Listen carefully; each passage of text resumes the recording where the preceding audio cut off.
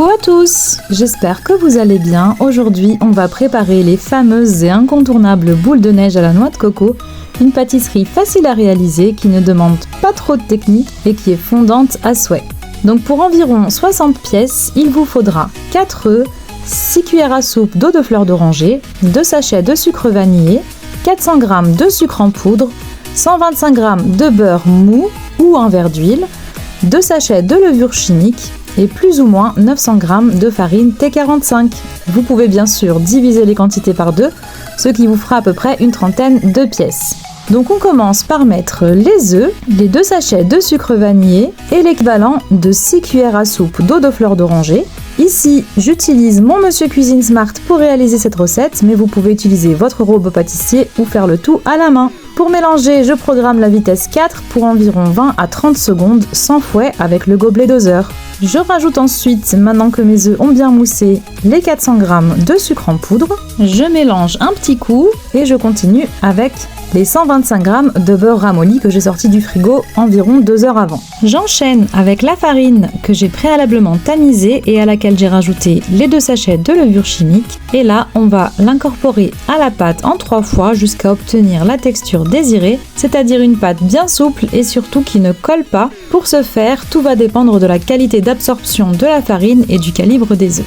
Là, 900 g de farine, c'est un peu trop pour le Monsieur Cuisine qui m'a déjà bien aidé, donc là, je mélange un peu à la cuillère et je vais finir rapidement à la main, ce qui me permettra de savoir si la pâte est ok ou pas. Donc j'ai tout mis dans un saladier et je ramasse ma pâte que j'ai trouvée encore un petit peu collante, donc j'ai rajouté environ 50 g de farine supplémentaire. Et là on était bon, la pâte ne colle plus, elle est bien souple, donc on peut commencer à préparer nos petits pâtons. Ici je vais la diviser en 4. Vous pouvez aussi rajouter un peu de fécule de maïs sur le plan de travail et la pâte pour vous faciliter la tâche. On couvre bien les pâtons avec du film étirable pour éviter que la pâte ne forme une croûte en restant à l'air libre. J'ai ensuite chemisé mes plateaux avec du papier cuisson et c'est parti pour étaler mon premier pâton à l'aide d'un rouleau à pâtisserie. Comme vous le voyez, la pâte ne colle pas au rouleau ni au plan de travail, elle s'étale très facilement et la texture est bien lisse. Et pour l'emporte-pièce, je fais avec les moyens du bord. Ici, j'utilise le bouchon d'une bouteille d'huile qui fait environ 3,5 cm de diamètre. Je réalise des moitiés de boules de neige qui vont gonfler à la cuisson grâce à la levure chimique et que je collerai ensuite avec la confiture pour former mes petites boules de neige à la noix de coco. Et comme vous le voyez, c'est quand même assez simple et rapide à faire, même si là, j'avoue, j'ai augmenté un peu la vitesse de la vidéo. Et une fois que mes 2 plateaux sont prêts, je commence à préchauffer mon four à 180 degrés pour mettre tout ça en cuisson, pendant que je continue avec mon 3e pâton.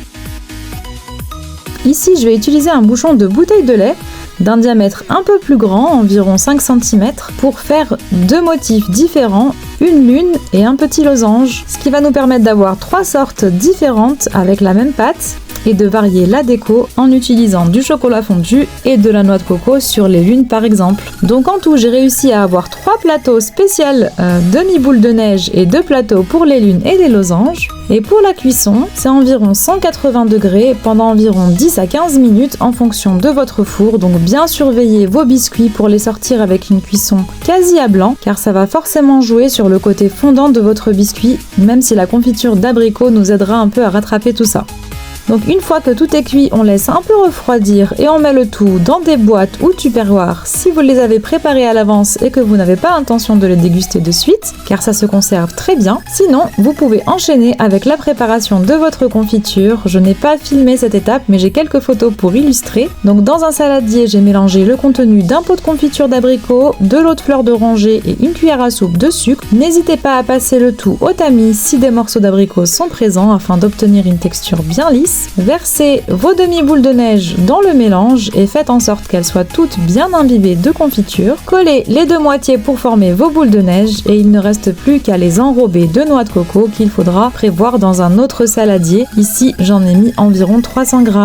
Et pour les lunes et les losanges, vous pouvez procéder de la même façon ou faire appel à votre imagination pour les décorer différemment. Voilà, c'est fini pour aujourd'hui. N'hésitez pas à me solliciter si vous avez des questions. On n'oublie pas de s'abonner pour ne rater aucune autre gourmandise à venir et je vous dis à très vite pour de nouvelles recettes sur Mina's Home. Ciao ciao!